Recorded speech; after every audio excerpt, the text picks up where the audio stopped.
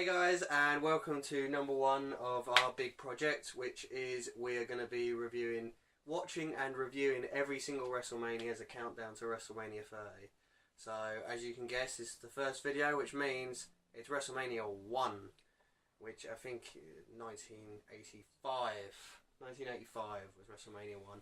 I have everything written down here, so if I keep looking down, it's because I'm checking my notes. I mean, to be fair, we're only, 26, 27, you know, this is way before our time. There's a lot of wrestlers that we didn't know, there's wrestlers that we obviously did know, so if we seem a bit confused by anything, sorry, but we've got one person here who's only been into wrestling for 1 year. I've only been into wrestling, well, not as long as this, obviously, because I wasn't born. But I'm not really one to watch old school wrestling, so... At least he has an iPad. I have a scrappy piece of paper. Yeah. I'm trying to be professional, but obviously not looking at the camera is not professional. Okay, so WrestleMania 1, 1984, Madison Square Garden. So it started right at the biggest arena in America. We had the legendary Jesse the Body Ventura and Gorilla Monsoon commentating for the whole night, and we had Gene Okerlund, who would do like the ring and like interviews backstage, and he also sung Star Spangled Banner very badly. I thought it was a joke until he got halfway through and I'm like, oh, he's actually doing this. It was like watching Bruce Forsyth sort of like trying to do the English one, wasn't it? It was like he was doing, come on everybody, let's sing this bit. Yeah, it was horrible. It was so cringy. So horrible. We also had, I can't remember his name, he was like Lord Hayes or something. He was interviewing backstage, very, very English. Yeah, like this proper English accent. He was so funny. And he would interview all the wrestlers before their matches. But what would be really funny was when you were watching it, you'd see the wrestlers going past him to make their entrance into the ring, because during this time only the big wrestlers got entrances. You know? So not everyone had entrances. So you'd see people walking past them when he was having like the end of the matches. That was quite funny. The first match of the night was Tito Santana against the Executioner, which for you wrestling buffs out there is Buddy Rose. It was an okay opener, bit of back and forth action. In the end, you know, Tito Santana did the figure four to win. I know it's very assuming and very shallow, but Executioner, I've never like really, I don't really know of either of them before now. Executioner, you'd expect him to be a bit, I don't know, intimidating. I kind of had Kane in my mind. Wasn't even a little bit intimidating. No, he had was like actually some quite mask rubbish. On, didn't he? It was a bit crap. Yeah, I think he was actually debuting at WrestleMania. Imagine that, you know? Imagine that though, debuting at WrestleMania, you know? Wow. That just shows like how different the times have come, you know? I did notice though during this match that you'd have the ring and then you'd have like a metre space. Like, you'd have, like, you know how nowadays you have the ring and then you got the guardrail? Like, it was so close that you had the commentators. It was literally the ring commentators, the crowd. It was so close to the ring. If you fell out of the ring, if you were shoved out of the ring, you were practically in the audience. Yeah, it's like... Instantly, it happened a few times. It reminded me of going to see, like, really crappy, like, indie English wrestling. And, like, they're practically in the crowd straight away after coming out of the thing. We would know what that was like. Yeah, we would know. Yeah, we would know. The next one, I do want to go into the interviews. I don't really want to go into the interviews too much, but I want to go because the next match was King Kong Bundy against Special Delivery Jones. It was Tito Santana. He won with the figure four leg lock. Oh, okay. Yeah. But the interview for King Kong Bundy and Special Delivery Jones was so funny because they were looking and you could tell they were reading off a script because their eyes were wandering every 5 seconds to go down.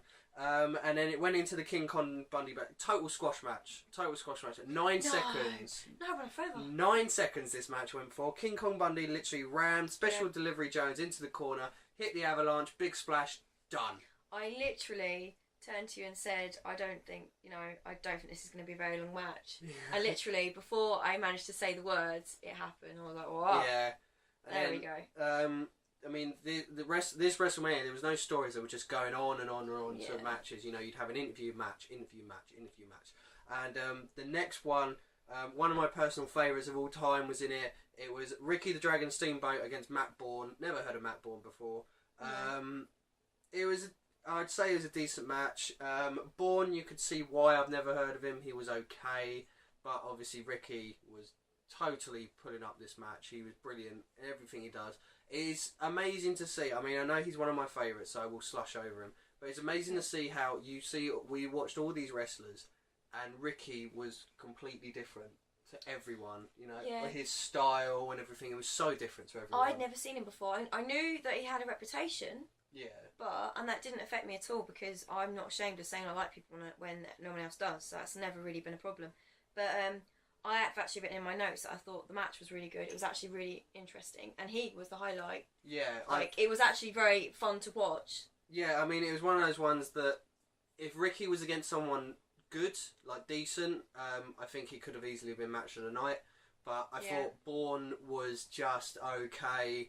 So it kind of brought the match down, but it was nice to see Dragon, and hopefully, I mean, I know in a couple of WrestleMania's time I'm going to be wetting myself over Dragon, but you know, I know that there's more to come from Dragon, which I'm looking forward to. After that, we got another legend. Bruno Sammartino was in the corner of his son, David Sammartino, who was facing Brutus Beefcake, and in his corner was Luscious Johnny. John Valentine. John Valent, sorry, not John Valent. The first time, this was the first match in which we actually saw a character, because Brutus the Beefcake, it was the first time we actually got to see a heel, like, because he was dancing around the ring and acting like an idiot. It was actually, I thought this was a really decent match. It was a solid match. Sammartino, David Sammartino that is, showed that he was his father's son. He showed a lot of mat wrestling skills. You know, he brought Brutus down a lot. There was a lot of momentum at one point, wasn't there? It kind of picked up, and that was it. And it was really actually picked up. You can, sometimes it obviously can drag a little bit, but in that match with him, like suddenly you couldn't take your eyes off him. It suddenly went from one stage to this stage, and then like as it started to go up to that stage, I think David Sammartino got knocked out of the ring by Brutus Beefcake, and Luscious Johnny grabbed him and scoop slammed him, and then Bruno Sammartino got involved. And then we got to see the legend throw his right fists, and he got involved into the match, and all of a sudden, all hell broke loose. And that was awesome. Yeah, we got a double DQ, but it was enough to see Bruno Sammartino throw in a good. I have to admit, I was a bit excited because I've heard how great he is. Yeah, longest WWF champion of all time. It was quite nice to see him at least throw something. Exactly, it's nice to see it. I do want to mention the interview for the next match, which was Greg Valentine putting on his Intercontinental title against Junkyard Dog. The only reason I want to bring up this interview is because Junkyard Dog said something really funny in his interview. He said that he wanted to win the Intercontinental title so he could buy a load of bones so he could bite on them. That's a really weird thing to say. Didn't he bark at one point as well? Yeah, he barked, and he also did like the headbutt thing. I know his move is obviously like he rolls around and does a headbutt against Greg Valentine. You know, it was really weird. I actually really liked his character. I thought he was really funny. Probably because it was the only actual character. I hope he's in more. I hope he's in the next one because I actually really found him funny. I remember him going into the Hall of Fame, and he was dead at the time, and his son was there to do it, and they all booed. It was just really weird how they booed Junkyard Dog getting into the Hall of Fame.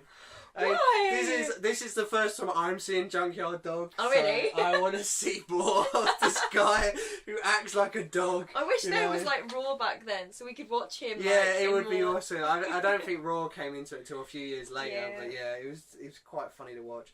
But as for the match, I want to say this straight away, right off the bat. Greg Valentine built a career after ripping off Ric Flair. It is so blatant. It is unreal. Obvious. Yeah, he's got like the jacket with all the diamond bits. The moves. You know, all the woo. Well, he didn't do the woo, but he did like the dancing, didn't he? His hair's blonde, his trunks are red.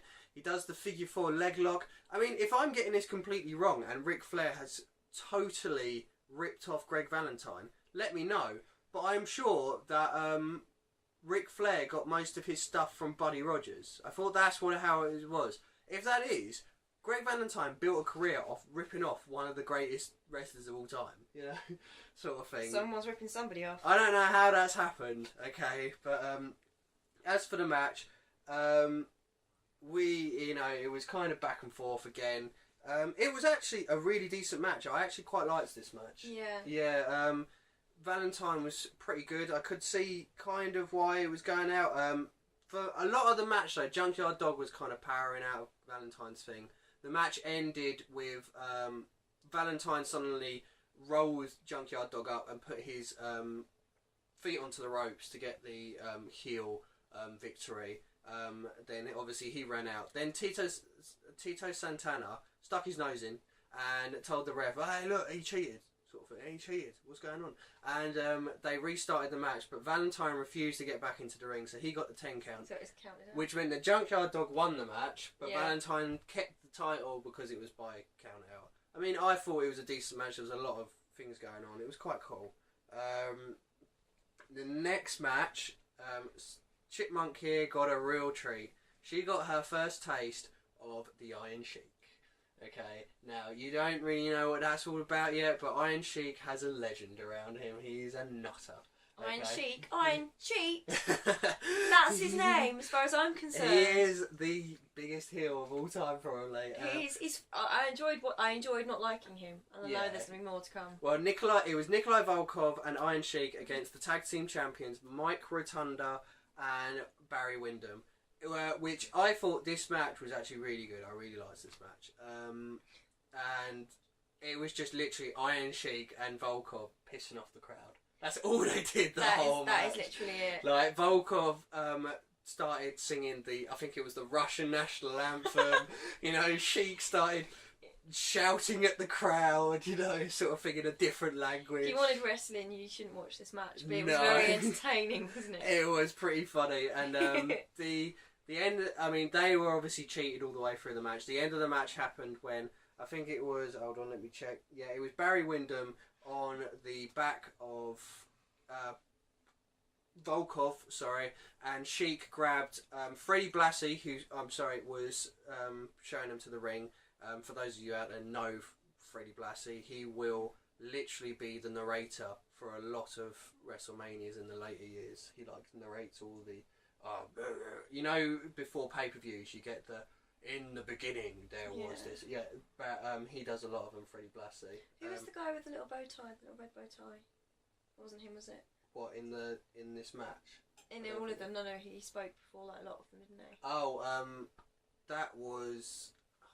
It's completely gone out of my mind. The ring announcer, Harold Finkel. He still does it now. He's just funny. bald. Yeah, why? It's funny because he's so nervous and he's so he stuttery. was so nervous. He's in this one. hilarious. It's quite funny to see how far he's come, but he was really nervous in this He's one. just It like- was really funny. But yeah, Sheik hits Windham with Blassie's cane, which causes Volkov to pin Windham, and then for Volkov and Sheik to win the tag team titles, which obviously the crowd was pretty pissed off about. The next match was quite a big match. Oh, I was really excited about this match. Why? Because you know who was in it. Because I knew who he was beforehand, and I've never seen him before properly. The next match was Big John Studd with Bobby Heenan in his corner against Andre the Giant in a $15,000 body slam challenge, in which if Andre the Giant lost, Andre the Giant had to retire basically. Yeah. I knew what was going on. I knew who was going to win. I'm not going to say why because it will spoil next year's WrestleMania for you, the next WrestleMania. But it was a good big man match. It was. I mean, I don't think Bobby Heenan got into it as much as I expected because Bobby Heenan is probably one of the greatest managers of all time. But what did you think of the match? I really enjoyed it. I know because they're huge guys. There's not going to be a lot of bouncing around the ring sort of thing, and it was just very strong style. But I mean, I really enjoyed it. I just love watching them. Yeah. it was just great to see him in the ring because I've only seen YouTube videos of Andre the Giant. I've never seen him. I mean, fight. it is an awesome sight to see. So Andre just see him the Giant. first time. Was Yeah, awesome. I mean, we've obviously got the Big Show nowadays, Yeah. but I don't know. There's just something about seeing Andre the Giant. There's Yeah. just something about seeing how big he actually is. It's I mean, mad. Big John Studd was pretty big, but you know. I said at the time when we were watching it, I was joking because the ref looked like a little boy. Yeah, he did. He looked tiny compared to these two big guys. I mean, the whole match, Andre the Giant was basically all over Big John Studd. There were a lot of rest holds in this one, in which there was sleeper holds and all that. There was all kinds of them. But then it just suddenly ended. Andre just suddenly picked up Big John Studd and scoop slammed him. End of the match. You know. He got the money. Oh. Well, he did for a couple of seconds. Andre the Giant grabbed the money. He threw a few dollars out. Started throwing it out to the crowd, and all of a sudden Bobby Heenan's grabbed it and run away. But he's like, meh, I won, so I don't really care. I mean, there was an interview of Andre after the match, but fuck knows how you understand that man. He's no way can you understand him. Sort of oh no, I can't help it. It was pretty bad. It was next.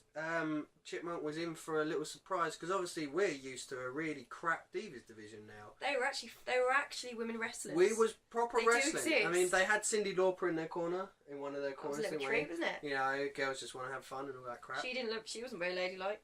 No. I have to say, she wasn't even wrestling, but she wasn't very ladylike. No, not at Lipstick all over her teeth and everything. She was a mess, and she was encouraging them to fight dirty, pretty much. Yeah, pretty much. Yeah, she wanted to get involved all the time. I mean, you had Fabulous Moolah in the other corner. It was. Oh, bless her.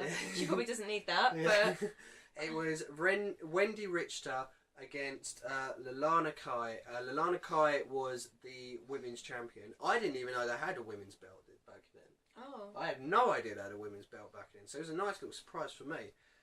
But we had, it started pretty badly. But it gained momentum and it looked really good. We saw some proper mat wrestling from these two girls. They were obviously trying really hard, and they had quite a few submission maneuvers, which was quite nice. Then there's something amazing happened. The heel was beating down the face, and then all of a sudden the face started fighting back, and there was cheers from the crowd for a women's match. Yeah. You know, how different is it now? Do you know what I find? This isn't an insult. That I'm not trying to insult the wrestling back then. But when you compare how far the men's wrestling back then has come, I'm not saying it's all improved, but generally I think it improved through the years. Yeah. And then when you compare the women's then to now, it's just mad. It's insulting, how low it's got now. There are a few actually women, wrestlers at the moment, but there's not enough compared to what there was. Yeah, but then so much better. And then, I mean, we don't want to have a soapbox for women's wrestling, but I think it's because you got to think that back in these days, the people that we're watching wrestle, they've been wrestling for 10, 15, 20 years. Okay. You know, whereas today there's a load of models, people that are only 5 years into their wrestling, this sort of thing. I mean, it is a shame. I mean, when you look back and we will get later on and you'll see Lita against Trish and these proper women that were good at wrestling. Proper women. Well, you know what I mean. I'm not saying anything, but you'll see these with the women wrestling, and then you'll see as it descends into the sort. It's just nice to see that at least at one point, I know for a fact at one point it was good. Yeah, and I'm going to be looking forward to seeing it. Hopefully. Well, we'll see. But it was a good match. At the end, you had Cyndi Lauper suddenly started fighting Fabulous Moolah for no reason, and then the end was a crossbody off the top rope from Kai. But then Richter reversed it, but she reversed. We were just saying how good this match was. Richter botched completely at the end. The reverse was awful. But the reverse turned into the winning pin, and she won the women's title. It was non-stop as well, wasn't it? It wasn't just a lot of holds. It was pretty. Yeah, it was quick and it was going. I mean, there was an interview with Wichter and Lauper afterwards, which I found quite funny because Cyndi Lauper got Kai's name completely wrong, which tells me that she probably never watched any of this. She just got involved for that event. Yeah. That was quite funny. And then we got onto our main event, the big one, the one that they obviously splashed the cash out on, seeing as you had Billy Martin as the guest ring announcer. He apparently used to own the New York Yankees, wasn't it? New York Yankees? Yeah, he likes the Yankees. You had Liberace as the timekeeper, who came in with his little dancers. And then you had Pat Patterson as the referee, but Muhammad Ali as for some reason, the outside referee. Yeah. Can you tell why? Yeah. He kept them in place. Yeah, he did. Yeah, so you had all these stars, and it was Hulk Hogan and Mr. T with Jimmy Superfly Snuka against Paul Orndorff and Rowdy Roddy Piper with Bob Orton in their corner. Now, there's a couple of things I noticed about this match. I know the rumours are that they want to put this match into the Hall of Fame for the WrestleMania 30 Hall of Fame. What do you think of that? I don't know why. After watching this match, I thought it was a mess. I thought it was a complete mess. It was like, as far as I'm concerned, it was 3 out of 4 because I liked 3 out of 4 of them because I didn't know the other guy and I was 3 big stars, and then this other guy I didn't really know. I wasn't really caring about him, so I was watching them just fly about, and I was like, oh, it's famous guys risen around the ring, but they're not actually having a fight, are they? Did you not find having that a play around. There was too many people there? It was too busy. Because we mentioned that the ring was so close to the crowd, and then you got to think that you got the 4 people in the ring. Yeah. You got the other 2 people on the outside. You got Ali. You got Liberace. You got Pat Patterson. There was just too many things going on.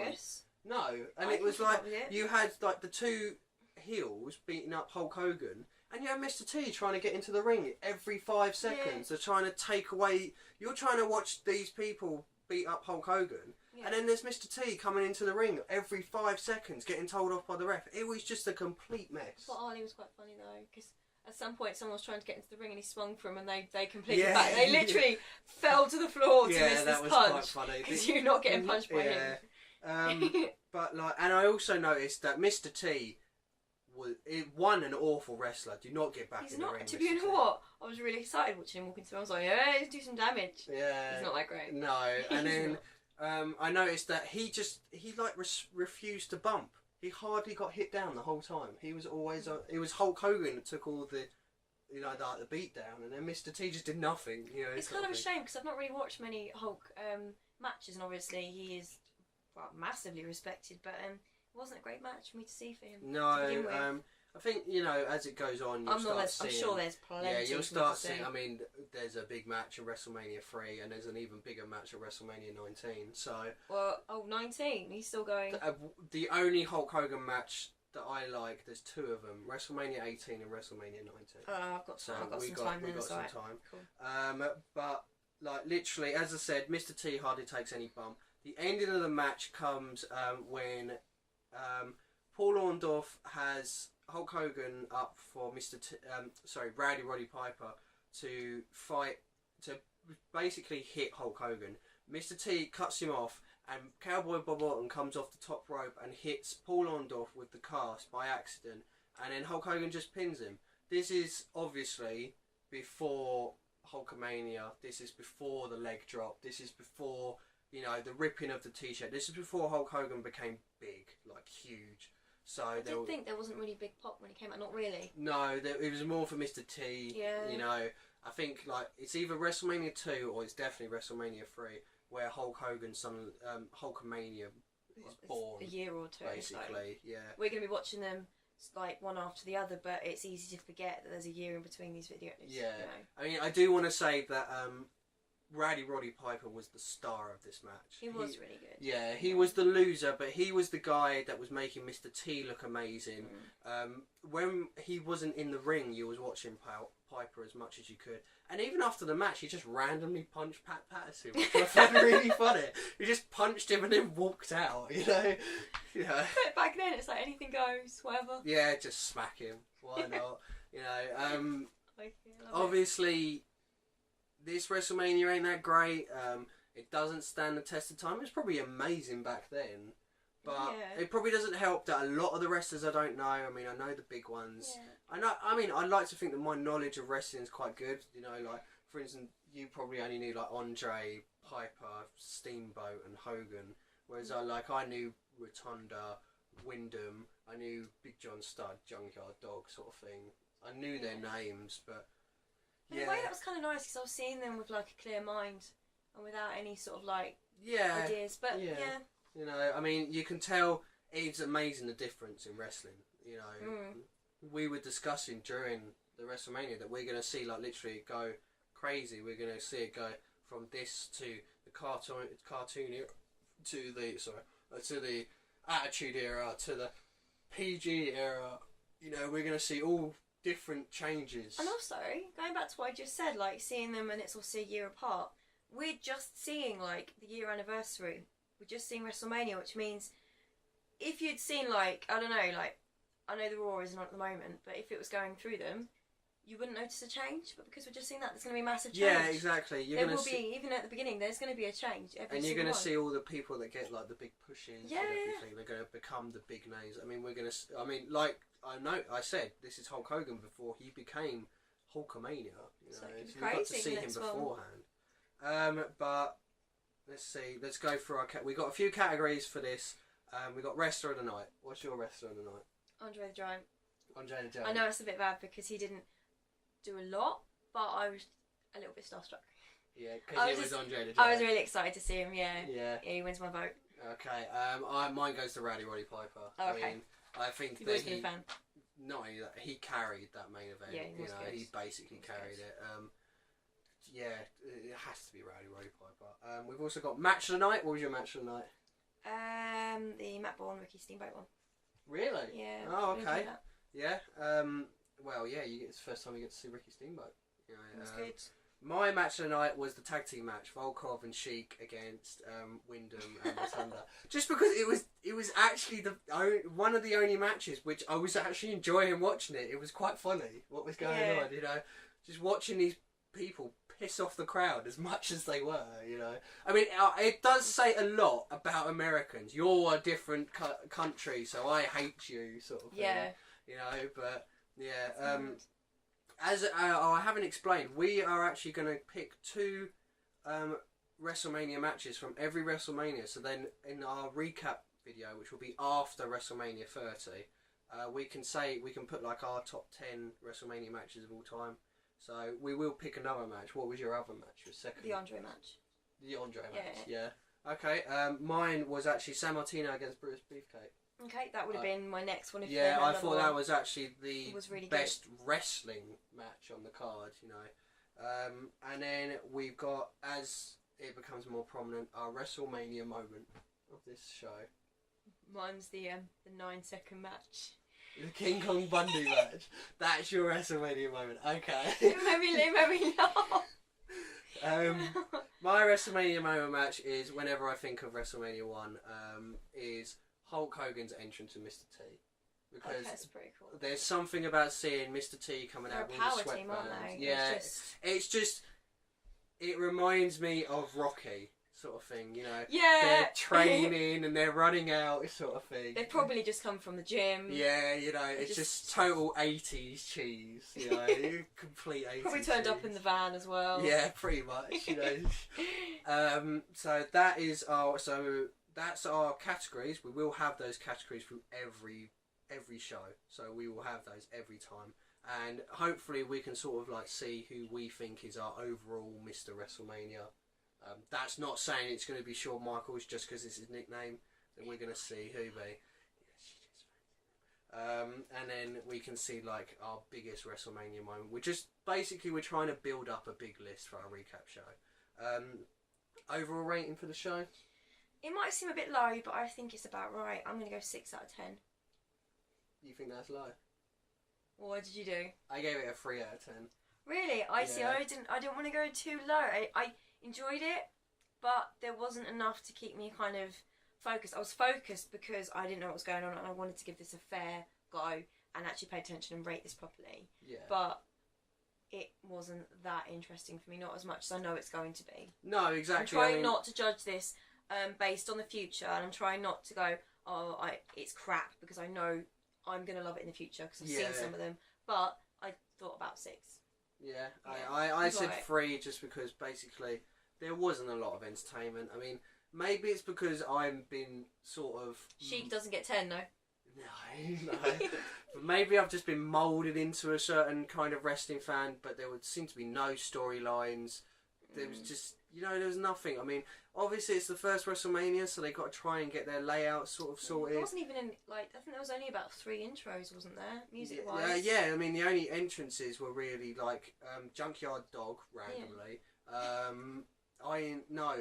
Rotunda and Wyndham, Hulk Hogan and Andre the Giant, really. Yeah. You know, I mean, this is before the stuff that we're used to. So when, you know, we're used to angles in the back, we're used to, you know, entrances. This is way before that, and I think this doesn't stand the test of time, and I don't understand how this WrestleMania main event. I don't think it does stand the test of time, but I found it a really good history lesson. But I know It that's is. a personal It is. thing. No, it is really good. I mean, obviously you've not watched these sort of people before, you know. It is really good to sort of learn. I think that's one of the main reasons why we wanted to do this. You can get your education in there. You know, we're just excited for WrestleMania 30, sort of thing. But that was WrestleMania 1. That is the start of something that we're going to hopefully be really big. You know, Yeah. We will be back tomorrow for WrestleMania 2, in which this is the WrestleMania. It's no spoilers. This is the WrestleMania where they decided that they were going to have 3 different arenas with a load of different matches. There was 4 matches in each arena, and they were going to put it all together for one show. Oh. So it's 3 different locations. They've already completely changed the format then. Yeah. Wow. Basically. Okay. And I can't remember the matches. I think Mr. T is actually in the next WrestleMania as well. I hope he's had some lessons. Yeah, hopefully. But we will see you tomorrow. If you have your favourite moments, if you want to watch them again, give us your favourite match. If you disagree with our, you know, favourite wrestler or anything like that, you know, just below the sofa. Yeah, below the sofa. You can always comment. It would be awesome if you're watching it with us. Just remember that when you're watching these, watch these as their own WrestleManias. Don't watch them as like, I pick Rowdy Roddy Piper because he's my favourite of all time. We're doing this WrestleMania by WrestleMania. Yes. Okay, so that's how we're trying to do it. But hopefully we'll see you tomorrow, and we will have WrestleMania 2. So enjoy the journey. See you soon. See you later.